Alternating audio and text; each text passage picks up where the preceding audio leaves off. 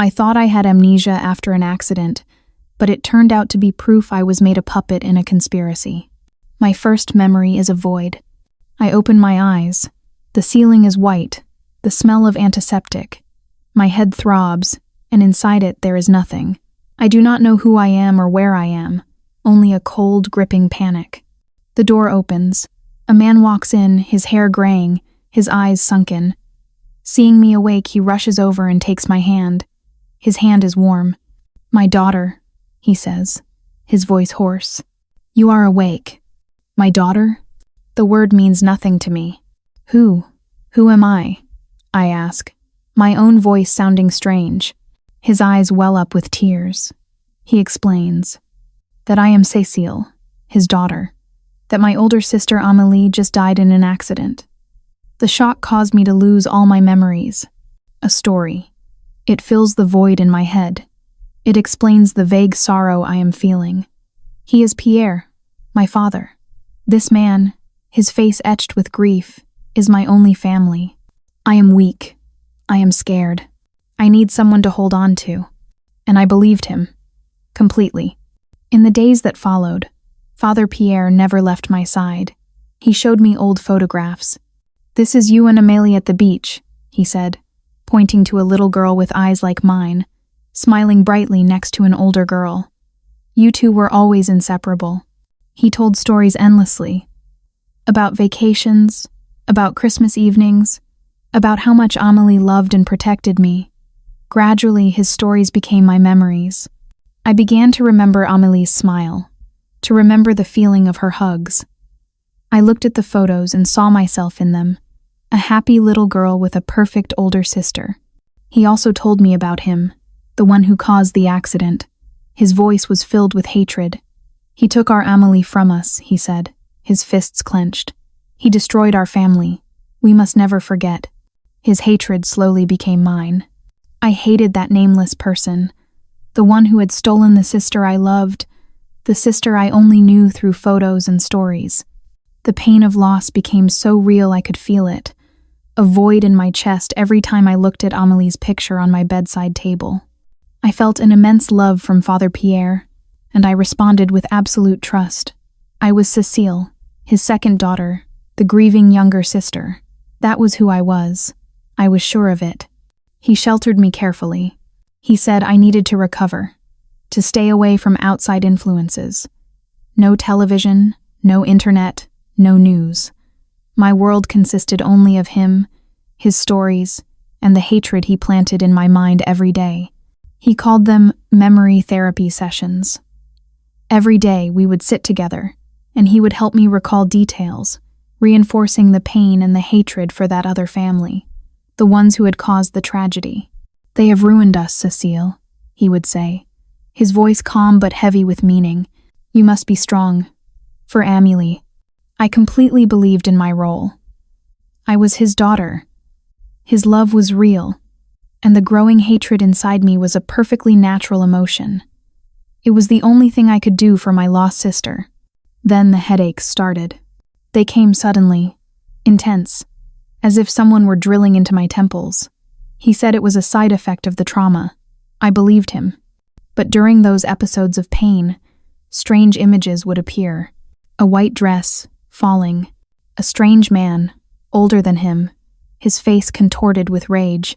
And a hand, reaching out desperately, trying to hold on. They did not match any of the memories he had told me. I mentioned them to him, but he just shook his head. "It is just the shock, my daughter. Your mind is confused. Do not think about it." I tried not to think, but the images remained, lurking, waiting. One afternoon, I found a strange envelope in the mailbox. No stamp, no return address. Just the name Cécile. I hid it. In my room, I opened it. A scrap of paper, a single scribbled line, and an encrypted email address. The line read, "Your father is not your real father. You are being deceived." My hands trembled. It was absurd. But those images returned. I did not think. I showed it to him. His reaction was strange. He was not sad. He was furious. A violent rage. "Those bastards!" he roared. "They killed Amélie. And now they want to tear us apart. He crumpled the note. He forbade me from contacting anyone. He said he was the only one who could protect me. His reaction did not reassure me. It made me start to doubt. That doubt drove me. One afternoon while he was out, I began to search, aimlessly, just an urge. I found it under a loose floorboard in my room, an old leather wallet. Inside, an identification card. The photo on it was me, but my face was slightly different, and the name was not Cécile Dubois. It was Elise Renaud. I placed the wallet back under the floorboard, closed it up. When he returned, I smiled. From that moment on, everything became a performance.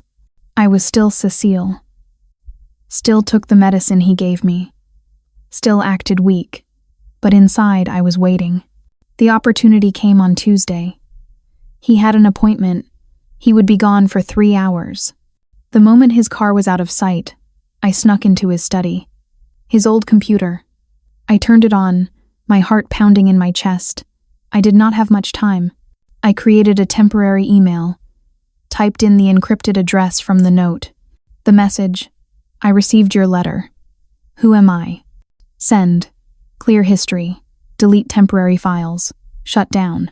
I returned to my room, gasping for breath. The next day, I had only a few minutes while he was in the garden. I repeated the process. Log in. There was a reply. He has ruined all of us. If you want the truth, meet me.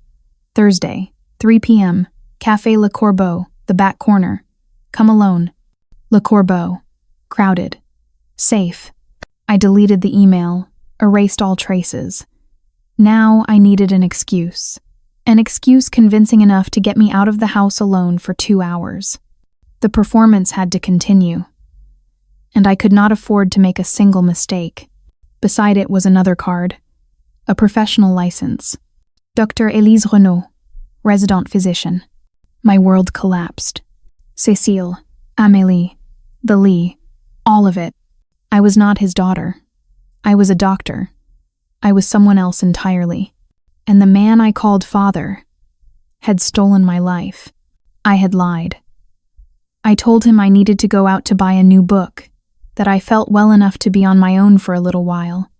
He hesitated, but finally agreed, perhaps because my performance was so perfect. I arrived at Café Le Corbeau exactly at 3. I chose a table in the far corner, as instructed. My heart was racing. A few minutes later, a woman approached my table. She was young, her eyes swollen but shining with a frightening determination. She looked at me, a complex gaze, a mixture of grief and something like anger. You came, she said, sitting down across from me. Who are you? I asked directly. My name is Lena, she replied, and I am here to tell you the truth. Lena's voice trembled, but every word she spoke was like a hammer blow. First, you are not the daughter of Pierre Dubois. I nodded, trying to remain calm. I know. Lena looked surprised, but she continued. Amélie's death. It was an accident. There was no enemy. No one killed her. My head was spinning. So, the family he made me hate. They are innocent, Lena interrupted. Then she said something that stunned me. Pierre Dubois had 2 daughters, Amélie, and another one, named Marie. Lena took a deep breath. After Amélie died, he became obsessed. He forced Marie to live as Amélie, to wear her clothes, to play her music. He wanted to turn Marie into a perfect copy. The pressure was too much for her. She took her own life. A chill ran through me. And the last thing you need to know, Lena said, looking me straight in the eye, is that when Marie died, you were there. I was there? Lena's words were still hanging in the air when a dark shadow fell over our table. Cécile. The familiar but furious voice made me jump. It was him. Pierre. His face was contorted with rage, his eyes blazing. He had followed me. What did I tell you? He roared, not at me but at Lena. Are you trying to destroy another one? He grabbed my arm, pulling me to my feet roughly. Go home now. You are not to speak to this madwoman. She is one of the ones who killed Amélie, do you understand? Lena shot to her feet. "You are the one who is mad. Tell her the truth about Marie." "Shut up," he yelled, dragging me toward the door. Everyone in the cafe was staring at us. I tried to struggle, but he was too strong. As he pulled me through the doorway, he leaned close to my ear, his voice a whisper as cold as ice. "Do not believe her, Cecile. She wants to deceive you, just like she made the other one leave me. Just like she made the other one leave me." My entire body went rigid. The other one. Marie. If what Lena said was true, then what he had just said, it was a confession. He was not just blaming the other family for Amelie's death. He was also blaming Lena for Marie's death. And in his anger, he had accidentally confirmed that all of his lies were built upon a single truth, the existence of a second daughter who had died. He dragged me home, threw me into my room, and locked the door. I did not resist. I just sat on the bed, my mind empty. His whisper echoed in my ears. "Just like she made the other one leave me." Then the headache hit. It was not like the others. This time it was not a drill. It was a flood. A dam had broken, and the memories that had been suppressed for months came rushing in, drowning me. I was no longer Cecile. I was Elise, Dr. Elise Renaud. I remembered everything. The first scene. A country road. An overturned bicycle. A young woman, Amelie, lying on the ground, her breathing shallow. I was the first one there. I had tried to give her first aid, tried to keep her alive until the ambulance arrived, but it was too late. And then he appeared, screaming, blaming me, my incompetence for not saving his daughter. The second scene. A few months later, at his house, I had been called for a case of nervous breakdown. The patient was Marie, the second daughter. I saw the desperation in her eyes, the emptiness of someone being forced to live another's life. I had tried to talk to her, tried to convince him to get her professional help, but he had dismissed it. And then, right before my eyes, Marie had thrown herself from the balcony. I was there. I witnessed it all. And he, once again, had blamed me.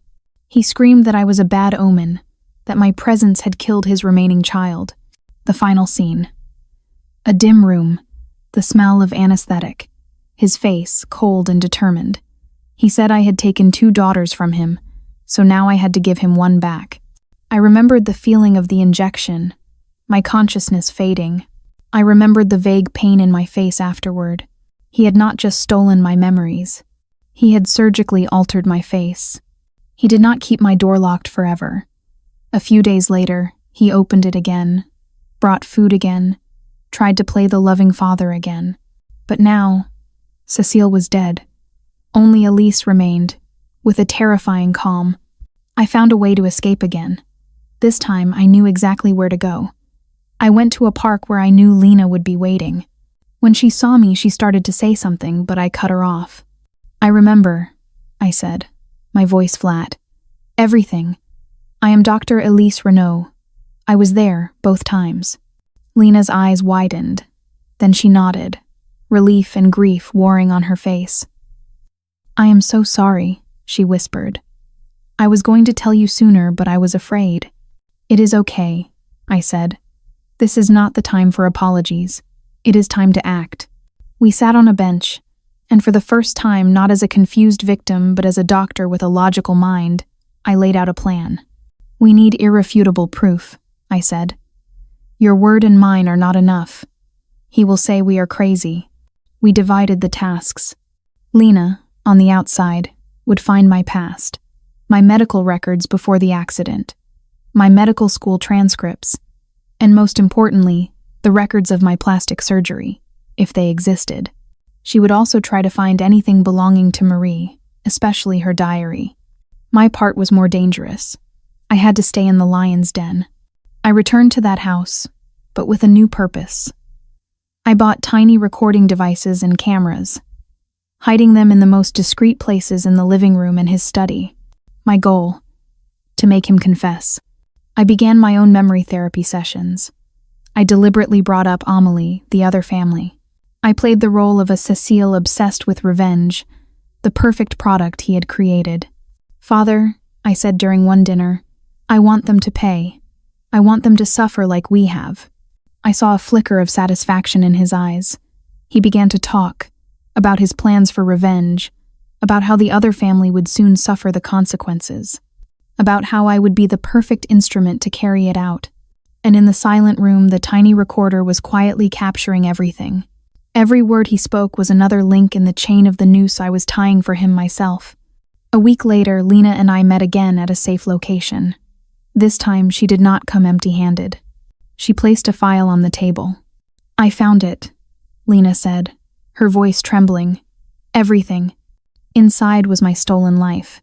Dr. Elise Renault's medical records from before I disappeared, my medical school transcripts, and the most important piece, a copy from a private clinic documenting a facial reconstruction surgery after an accident performed on me, paid for by Pierre Dubois." Then Lena handed me an old notebook. "Marie's diary," she said. I turned the pages.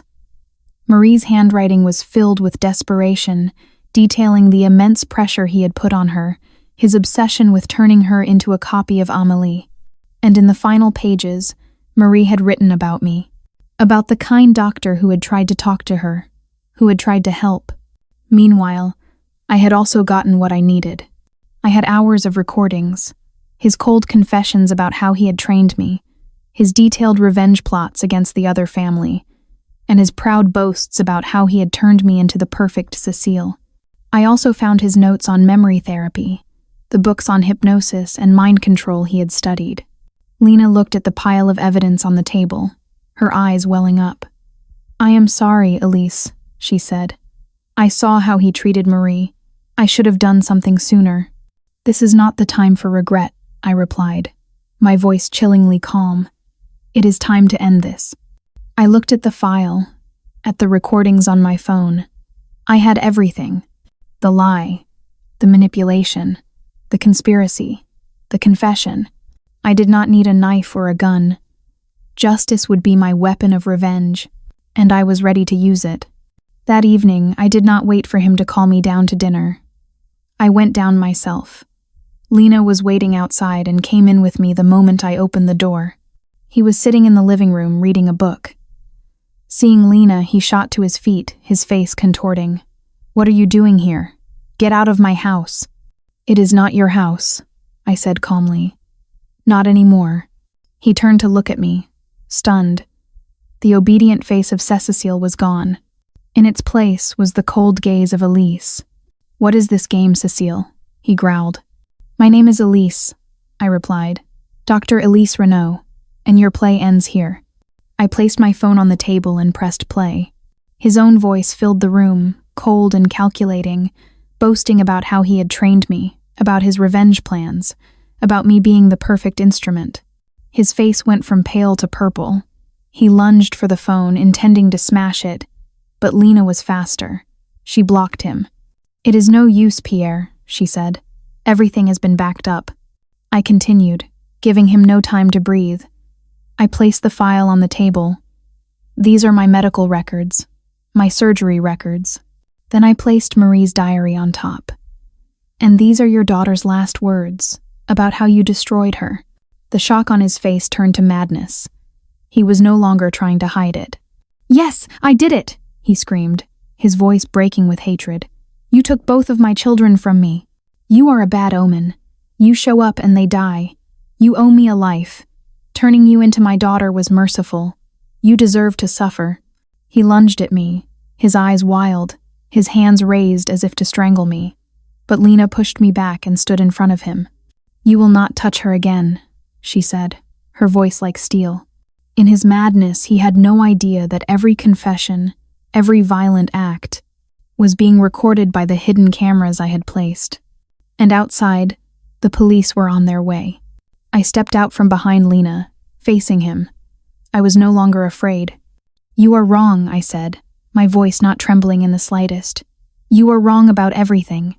I looked directly into his crazed eyes, and I began to recount the truth, not for him but for myself, for the cameras that were rolling. Amélie's accident.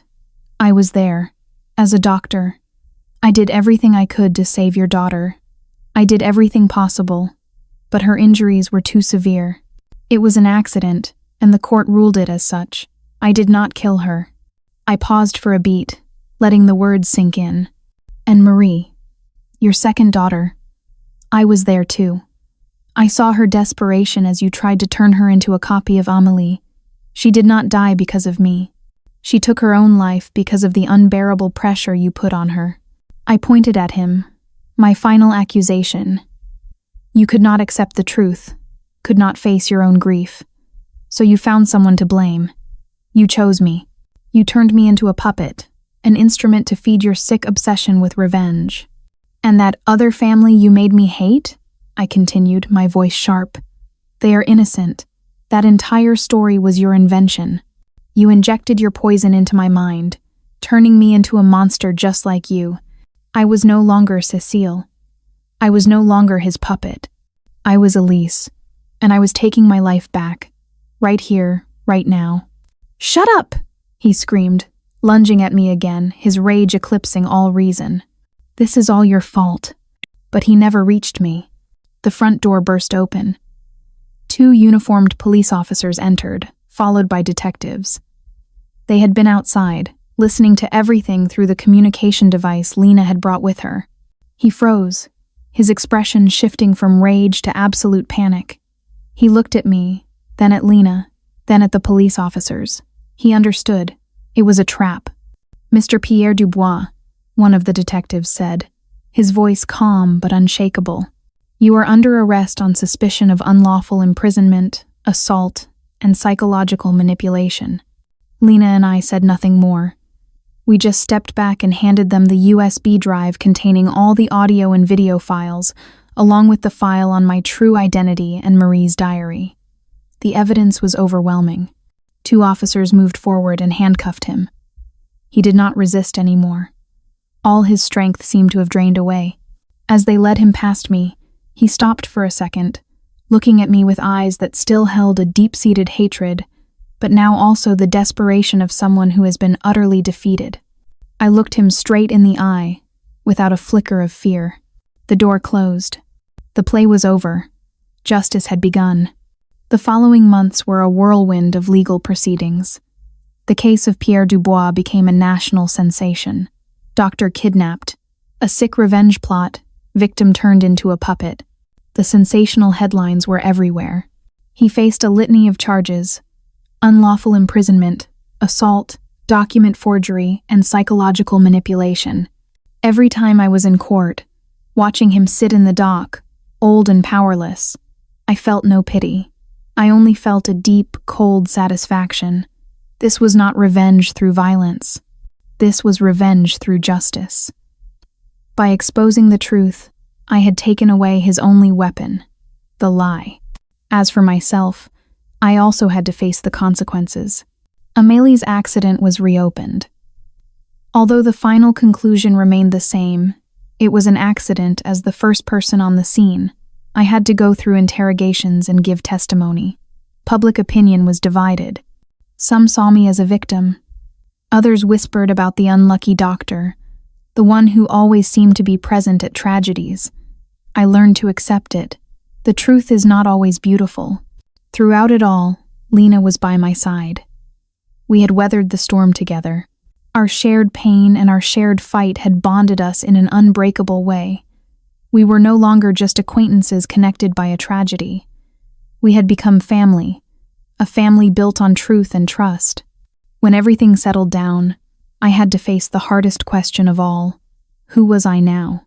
I was no longer Cécile, Pierre Dubois's puppet. But I was not entirely the Elise Renaud from before either. The past had left indelible scars. I had been a victim of manipulation, but I was also a doctor who had been present at 2 tragedies, a person who carried the guilt of not being able to do more. My journey was not about erasing the past. It was about accepting it. I accepted my own complexity. I accepted that I was both a victim and someone who carried the weight of an unintentional failing. My atonement was not to run away, but to face it. I began to reconnect with my own family. The first phone call to my parents after more than a year of silence was the hardest. I explained everything, slowly, bit by bit. They were shocked, they cried, and they flew to see me the very next day. Healing would take time, but it had begun. I also decided not to give up medicine. I could not. It was a part of who I was, but I would not go back to a hospital. With the experience of a doctor and a victim, I realized I could do more. I started participating in support groups, becoming a voice for victims of psychological manipulation. I used my medical knowledge to explain the psychological mechanisms, and I used my own story to show them that they were not alone. That is how I found myself again. Not by returning to the person I was, but by building a new person from the fragments of the past. This morning I stood in front of the mirror, but I was no longer looking for Cecile or trying to remember the old Elise. The woman in the mirror was someone else. Her eyes held a new resilience. Her face, though still bearing features that were not entirely my own, was now mine. Every scar, both visible and invisible, was a part of my story. I had won my life back. I had completed my revenge, not with the hatred he had tried to plant in me, but with truth and justice. I was no longer Pierre Dubois' daughter, nor was I the murderer of his insane accusations. I am Elise, a doctor, a survivor, a person who fought to reclaim herself.